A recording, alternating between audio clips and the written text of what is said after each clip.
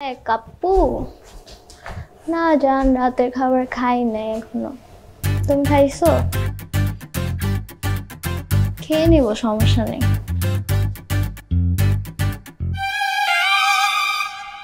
কাপ্পু আমি তোমাকে একটু পরে কল দিই। ওকে।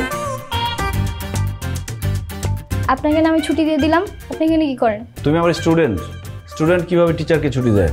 আসো পড়তে আসো। মানে না আসলে কি করবেন? বেত চিনো? এই যে চিকন কুঞ্চিটা দেখতেছো, এটাকে বলে বেত। এই বেতের সঠিক ব্যবহার করলে এরকম বেয়াদব স্টুডেন্ট সোজা হয়ে যায়। প্রমাণ চাও?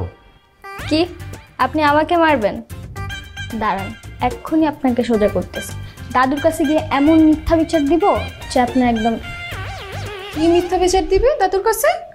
যে উনি তোমাকে ব্যাড টাচ করছে এটা? আপু তুমি বুঝবা না, তুমি আমাদের মাঝে কথা বললো না। আমি কথা বলি না দেখি তুই এরকম বেয়াদব হয়েছিস। তুই বেয়াদবের যদি কোনো প্রতিযোগিতা থাকতো তাহলে ওইখানে তুই নিশ্চিত বেয়াদবের জন্য গোল্ড মেডেল পাইতি। মানে এখন তুমিও ওনার পক্ষ নিচ্ছ? না, আমি তোর ভালোর পক্ষে আছি।